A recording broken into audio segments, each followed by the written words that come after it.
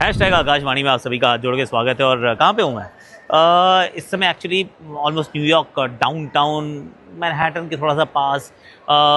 तो खाना वाना खा के अभी ख़त्म किया काम। वो बड़ा वाला पिज़्ज़ा खाया। It was nice, very nice.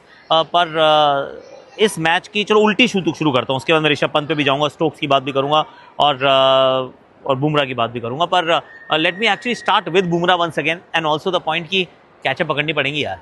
Catch हमने छोड़ी, डकेट की छोड़ी, रन्स बनाए, ओली पोप की छोड़ी, उन्होंने तो 100 बनाया, फिर एक नो बॉल हो जाती है, हैरी ब्रूक को जीवनदान मिल जाता है। कुल मिला के क्या एक चीज़ हमने आकाशवाणी में पहले ही चर्चा की थी कि जिस तरीके के स्टैक्ड अप है ये वाली टीम, ऑफकोर्स काफ़ी युवा टीम है, कम एक्सपीरियंस वाली है, लेकिन होनहार है।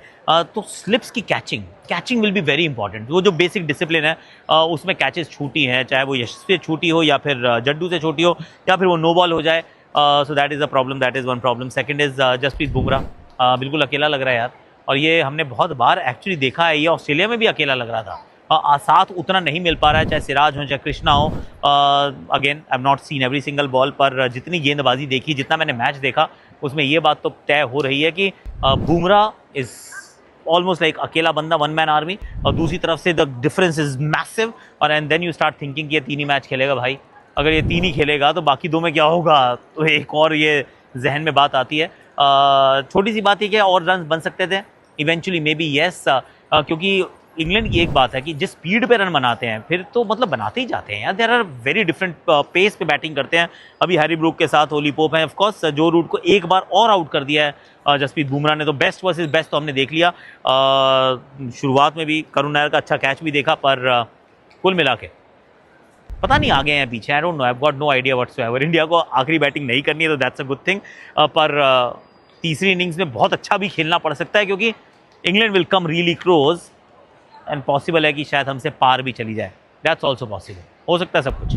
अच्छा, अब जरा ऋषभ पंत की बात कर लेते हैं। ऋषभ ताबड़तोड़ पंत भाई ने मार दिया है शतक, और मारा भी अपने अंदाज में। छक्के से 100 पे पहुंचता है, फिर एक और छक्का लगाता है। जो second new ball towards the end of the day जो पंत कर रहा था, सिर्फ वो पंत ही कर सकता है। Let's be very very honest about it, इसमें कोई शक शुबा नहीं होना चाहिए। वैसे बाय द वे मैं, क्योंकि ना let me just show you कहाँ हूँ मैं। ये नेवाक में हूँ मैं, नेवाक के पास हूँ, न्यू जर्सी में हूँ। This is where I am staying. तो ये सारे लाइन में रो हाउसेज हैं, और बीच बीच में वहाँ से ना वो एयरक्राफ्ट की आपको आवाज़ आ रही होगी, तो वो आता रहता है यहाँ पर, क्योंकि I am not too far from the airport itself. पर एनी हाउ, आकाश यात्रा से फट से हम स्विच करते हैं टू आकाशवाणी। पंत से बेहतर विकेट कीपर बैटर भारत ने प्रोड्यूस ही नहीं किया है। He is the best already, मतलब 25-26 साल की उम्र में ही इज़ द बेस्ट। उससे बेहतर कोई आया ही नहीं है। आने वाले, हो सकता है आने वाले समय में कोई और आए, क्योंकि ये है भारतीय युवा के अंदर, the next is better than the previous one. पर at this point in time कोई है ही नहीं।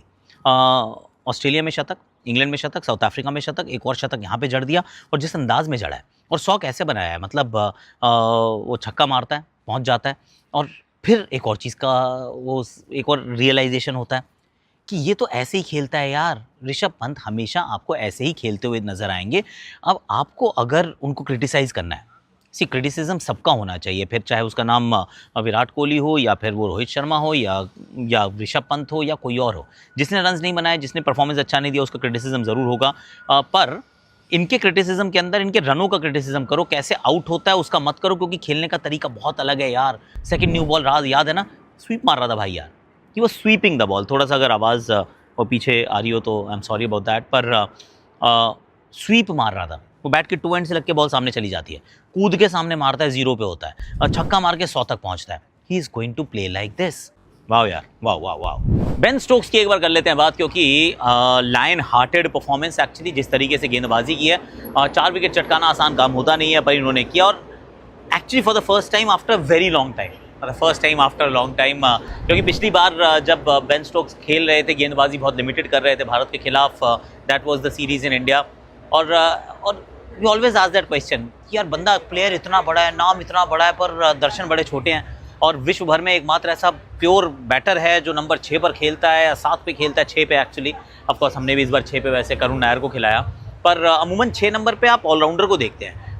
पंत, क्योंकि पंत हैं तो 5 पे आ जाते हैं, और नीचे जाना पड़ता है करुण को, या कोई भी जो नंबर 6 पे आता है। बट द फैक्ट रिमेंस कि नंबर 6 पे आपके पास एक ऑलराउंडर होता है मॉडर्न डे टेस्ट क्रिकेट के अंदर।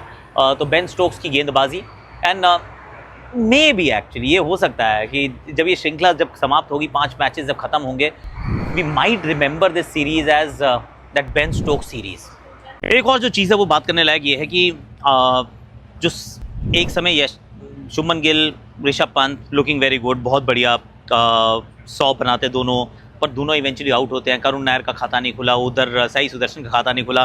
नाउ दैट्स अगर एक नैमली टाइप है कि एक तरफ तो 3 शतक लगे हैं, पर उसके साथ बीच में 2 डक्स भी आए हैं। अंत में वो चाहे वो शार्दुल ठाकुर हों या फिर वो कैच जो ओली पोप ने ऐसे करके पकड़ा करुण नायर का, एक आई वोंट से कि एडवांटेज जो है वो गवा दी है, पर एक मौका था जहाँ पे आप 550, पौने 600 रन बना सकते थे, उससे you fell short by a distance. तो ये एक इम्पॉर्टेंट बात है। इवेंचुअली पता चलेगा कि ये काफ़ी रन हैं या नहीं हैं।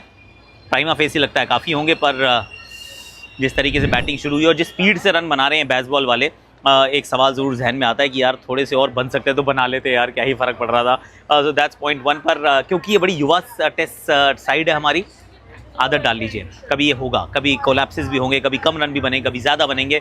सो all these things are likely to happen as the tournament और द सीरीज प्रोग्रेसेस।